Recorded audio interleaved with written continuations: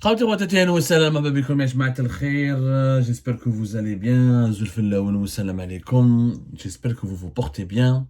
Le 12 février dernier, nous avions réalisé deux émissions pour expliquer et révéler un petit peu les dessous de des rebondissements dans la crise algéro-espagnole.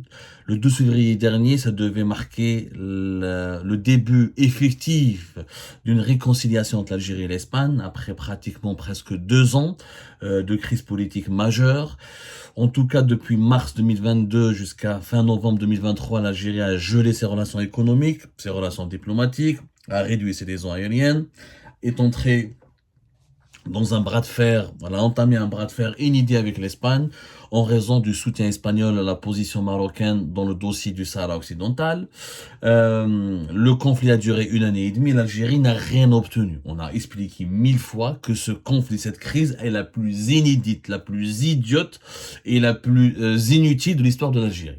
L'Espagne a toujours été un partenaire important de l'Algérie, économiquement et politiquement. Il y a eu des tensions, des malentendus, comme dans toutes les relations, mais de là à quasiment rompre, on était dans une position de rupture quasiment des relations diplomatiques et politiques. L'ambassadeur algérien n'était plus présent à Madrid depuis fin mars 2022 jusqu'à fin novembre 2023. Des relations économiques et politiques gelées, juste parce que l'Espagne a préféré ne pas soutenir l'indépendance du Sahara occidental.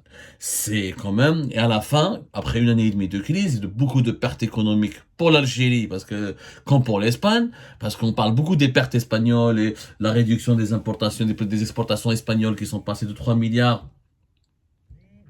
de dollars, de 3 milliards d'euros à quelques centaines de millions d'euros. Mais on oublie aussi que l'Algérie a subi une importante crise inflationniste en raison de l'interdiction de l'importation des produits espagnols qui était incontournable dans pas mal de secteurs. Comme par exemple, le secteur de la volaille, des viandes de poulet, ou de la production des œufs, où 60% de la fourniture de la production des poussins, des poussins dont l'Algérie avait besoin pour la production des viandes blanches, la volaille et les œufs, venait de l'Espagne. On en a déjà expliqué, on en a parlé, sans parler dans d'autres matériaux, dans d'autres secteurs, dans certaines pièces mécaniques, certains matériaux de construction, même la défense, le ministère de la Défense, l'armée algérienne a été impactée parce qu'elle avait certains contrats avec certaines entreprises espagnoles. Plus de 129 000 entreprises espagnoles travaillaient avec l'Algérie et certains fournisseurs algériens étaient dépendants de leurs fournisseurs espagnols et ça leur a coûté plus cher de changer de fournisseur, de trouver d'autres partenaires. Ce n'était pas évident. Ce n'était pas évident alors que l'Espagne a perdu, mais elle a retrouvé des parts de marché importants au Maroc et que le Maroc est sorti le gagnant de cette histoire. Le Maroc a renforcé ses relations économiques avec l'Espagne, qui est devenu son premier partenaire commercial et économique. Plus de 10 milliards d'euros. On parle de plus de 11 milliards d'euros d'exportation et d'échanges économiques entre l'Espagne et le Maroc. C'est devenu quand même... Cette affaire a vraiment bousillé l'équilibre des forces dans la Méditerranée occidentale et ça a fait le jeu du Maroc, on l'a expliqué, on a donné des chiffres. On a parlé du pourquoi et du comment, pourquoi Tebboune ne voulait pas recevoir José Manuel Alvarez qui devait venir à Alger le 12 février dernier, le chef de la diplomatie espagnole, et que c'est l'Espagne, c'est elle qui a reporté, voire annulé la visite de son chef de la diplomatie, parce qu'elle n'acceptait pas la posture humiliante dans laquelle voulait l'enfermer Abdelmajid Tebboune. Abdelmajid Tebboune voulait humilier l'Espagne en refusant de recevoir, d'accorder une audience comme il était prévu préalablement à José Manuel Alvarez, le 12 février à Alger, pour marquer la réconciliation entre les deux pays. Et José Manuel Alvarez, l'Algérie, lui a proposé à la toute dernière minute, à 12 heures avant sa visite, le dimanche 12 février, le dimanche 11 février 2023, le ministère des Affaires étrangères algérien envoie un message au ministère des Affaires étrangères espagnol pour leur dire voilà, José Manuel Alvarez ne peut pas être reçu par Abdelmajid Tebboune, il devra se contenter de parler uniquement à Ahmed Attaf. L'Espagne naturellement choquée par ce comportement inamical, encore une fois, par ce traitement méprisant. Un pays aussi important que l'Espagne, qui fait partie des 20 pays les plus riches du monde, quatrième économie, quatrième puissance de l'Union européenne, parmi les pays pays les plus importants de la Méditerranée ne peut pas se permettre d'accepter de se faire humilier de la sorte et d'envoyer son ministre des Affaires étrangères sans être reçu par Abdelmajid Tebboune, alors que c'était programmé ainsi et que ça devait marquer une réconciliation, et que Abdelmajid Tebboune a l'habitude de recevoir des personnalités et des ministres beaucoup moins importants, de pays beaucoup moins importants et de rang inférieur à l'Espagne, puisque l'Espagne, encore une fois, ce n'est pas la Mauritanie ou la Tunisie ou le Mali ou le Niger, ça reste quand même une puissance économique européenne et un partenaire stratégique pour l'Algérie. Les Espagnols refusent de venir à Alger, la crise a été prolongée, mais il s'avère, ce que nous avons pu confirmer au cours de nos investigations, qu'il n'y avait pas que le problème de l'audience d'Abdelmajid Tebboune qui a capoté la visite de José Manuel Alvarez, et que Abdelmajid Tebboune n'a pas voulu recevoir le chef de la diplomatie espagnole uniquement à cause de la position espagnole en faveur du Maroc dans le dossier du Sahara occidental, une position qui n'a pas varié, qui n'a pas changé. En réalité, l'autre prétexte que Abdelmajid Tebboune a utilisé pour manifester sa colère à l'encontre de l'Espagne, et vous allez être encore plus étonnés, c'est que le 8 février 2024, savoir avant sa venue programmée à Alger, José Manuel Alvarez était à Abu Dhabi, chez les Émiratis. Les Émiratis qui sont les ennemis diabolisés depuis 2022, les ennemis diaboliques depuis 2022 du régime algérien. Alors effectivement, le ministre espagnol des Affaires étrangères, il a été reçu par le petit frère de Mohammed Ben Zayed Al Nahyan, le président des Émirats Arabes Unis, le roi, l'homme fort des Émirats et le prince des régions d'Abu Dhabi. Il a été reçu par son petit frère Mansour Ben Zayed Al Nahyan, qui occupe officiellement le poste de vice-président des Émirats Arabes Unis, vice-premier ministre des Émirats Arabes Unis et président de la cour présidentielle des Émirats Arabes Unis. Et à cette occasion, le ministre des Affaires étrangères espagnol avait remis un message personnel du roi espagnol Philippe VI du royaume d'Espagne, le roi espagnol Philippe VI, il lui a remis un message personnel à Mohammed Ben Zayed Al Nahyan, et l'Espagne a voulu exprimer sa volonté de renforcer les relations avec les Émirats Arabes Unis, et le chef de la diplomatie espagnole a parlé avec les dirigeants émiratis de l'importance d'ouvrir de nouveaux horizons de coopération, de renforcer les investissements émiratis dans le domaine économique en Espagne, de développer des nouveaux projets de coopération entre l'Espagne et les Émirats Arabes Unis. Et cette escale, ce voyage de José Manuel Alvarez à Abu Dhabi a fortement déplu à Alger. Il a déplu à Abdelmajid Tebboune. Abdelmajid Tebboune s'est senti trahi. On veut se réconcilier avec les Espagnols, mais les Espagnols, ils envoient leur chef de la diplomatie à Abu Dhabi avec lesquels nous avons des différends et un conflit, une crise. Donc l'Espagne, à l'hsab le régime algérien, à l'hsab Abdelmajid Tebboune, l'Espagne doit consulter d'abord l'Algérie pour parler aux Émiratis. C'est haram, il faut pas parler aux Émiratis. Si tu veux rétablir tes relations avec l'Algérie, il faut pas parler aux Émiratis. Alors auparavant, on reprochait aux Espagnols leur position, leur alignement sur la position marocaine. Maintenant, le régime algérien reproche à l'Espagne son amitié avec les Émirats Arabes Unis. C'est incompréhensible. Je n'ai jamais vu un État qui se comporte de la sorte. Et jamais l'Algérie ne s'est comportée de la sorte. Il y a un instant, au nom de quoi l'Algérie devrait interdire à l'Espagne de ne pas parler aux Émiratis. Les Émirats et l'Espagne, ce sont des relations beaucoup plus anciennes, importantes, historiques, où les Émirats Arabes Unis investissent un peu en Espagne, comme ils investissent un peu partout dans les pays de l'Union Européenne. Et l'Espagne ne peut pas, pour les beaux yeux d'Alger, empêcher de se compromettre ou mettre en veille ses relations avec les Émirats Arabes Unis. Ça n'a rien à voir. C'est pas possible, Yajma. Ce n'est tout simplement pas possible. L'Espagne, entre Abu Dhabi, n'importe quel pays, entre l'Espagne, n'importe quel pays qu'on lui demande de choisir entre Abu Dhabi et Alger, il va choisir Abu Dhabi.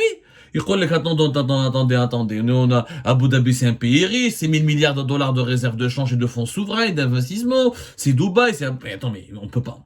Mais ça n'a aucun sens. Je veux dire, il n'y a même pas de quoi faire une analyse politique. Tu ne peux pas sanctionner un pays comme l'Espagne, et tu ne peux pas conditionner ta reprise de ta relation avec l'Espagne par une distance que l'Espagne doit observer vis-à-vis d'Abu Dhabi, parce qu'Abu Dhabi a des problèmes avec Alger.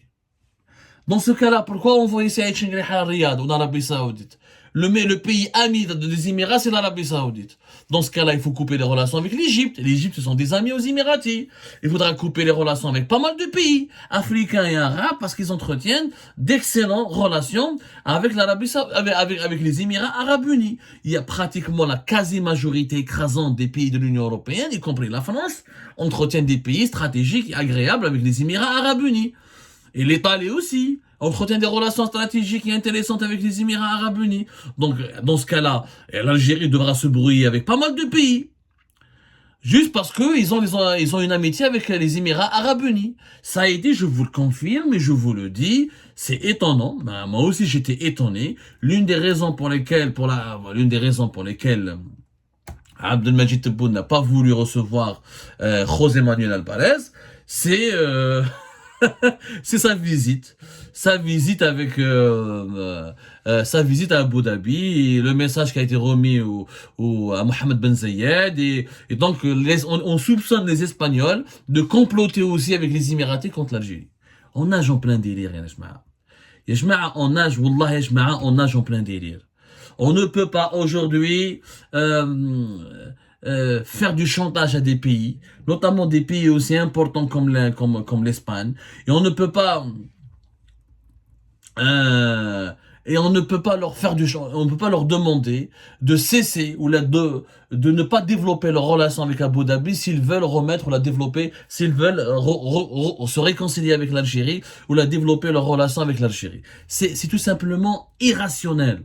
Je dis bien, c'est tout simplement irrationnel. C'est des milliards d'euros qui entrent d'enjeux économiques qu'il y a entre l'Espagne et les Émirats arabes unis. Les Émirats arabes unis ont des bonnes relations avec tous les pays de l'Union européenne. Et tous les pays de l'Union européenne rêvent d'accueillir les investisseurs émiratis ou là des investissements financés par les fonds souverains d'Abu Dhabi ou là de Dubaï. Qu'est-ce qui m'chie معاك? Si tu commences à exiger à beaucoup de pays européens de ne pas parler avec les Émirats arabes unis, beaucoup de pays ne vont pas traiter avec l'Algérie. Ça n'a aucun... Je sais pas comment vous expliquer. C'est assez grave, Yajma. C'est vraiment grave de conduire les relations diplomatiques ou les relations internationales de l'État algérien de la sorte. Tu t'énerves, malabèche, comment expliquer, tu t'énerves, on fait une crise épidermique, et on manifeste notre colère à l'égard de l'Espagne parce que l'Espagne est l'ami des Émirats. Où est le sens? Où je décris les relations espagnoles et avec les relations entre les Espagnols et les Émiratis avec les relations entre l'Espagne et l'Algérie. C'est deux paires de manches, c'est deux dossiers différents. L'Espagne a le droit d'entretenir, d'abord c'est un État souverain, il a le droit d'entretenir des relations avec n'importe quel pays au monde. C'est comme si demain, imaginez que demain, la France ou l'Espagne vont dire à l'Algérie, ah, parce que vous entretenez des relations avec la Corée du Nord ou avec la Russie, nous on ne veut pas vous parler. Chaque État, chaque pays, il est souverain de faire leur rapprochement, de choisir ses partenaires diplomatiques ou là, politiques ou là, économiques, et aucun pays au monde n'a le droit de dicter ses relations à ses partenaires ou là de imposer ses intérêts à ses partenaires. C'est immoral et encore c'est totalement irrationnel. Irrationnel. C'est pas parce que José Manuel Alvarez était à Abu Dhabi que cela fait de lui le pion d'Abu Dhabi, parce que l'Espagne est une puissance émergente, une puissance internationale, encore une fois, un pays important. L'Espagne ne reçoit pas des instructions d'Abu Dhabi. L'Espagne, c'est un pays indépendant, souverain. Il a des relations, il veut avoir de bonnes relations avec les Émiratis, comme il veut avoir de bonnes relations avec l'Algérie. Il faut pas mélanger les dossiers, il faut pas mélanger les problèmes. C'est pas parce que l'Algérie a des problèmes avec les Émiratis que tous les pays qui entretiennent des bonnes relations avec les Émiratis doivent faire plaisir à l'Algérie et rompre ses relations avec les Émiratis. C'est-à-dire l'Algérie a dit la Chine, ou Washington, ou la première puissance au monde. Les habna, mais elles ont nos ennemis. Ça n'a aucun sens. Ça n'a aucun sens ce qui a été fait. Nous sommes en train de renforcer notre isolement. Et à cause de ce comportement, les Émiratis vont encore profiter pour se rapprocher davantage de l'Espagne et pour tisser leur toile d'araignée en Espagne. Vous allez voir, on crée l'exact effet inverse de ce que nous recherchons, à savoir empêcher nos adversaires géopolitiques de nous isoler, de pousser ou de inciter nos partenaires et nos amis à se retourner contre nos intérêts. C'est tout simplement catastrophique ce qui se passe. Cette gestion des affaires diplomatiques de l'Algérie, elle est catastrophique. Et le fait de considérer le voyage à Abu Dhabi de José Manuel Alvarez comme un motif justifiant l'annulation de l'audience qui était prévue avec Abdelmajid Tebboune est tout simplement un comportement que nous n'avons irrationnel, absurde, qui n'a jamais eu d'égal dans l'histoire depuis l'indépendance de l'Algérie.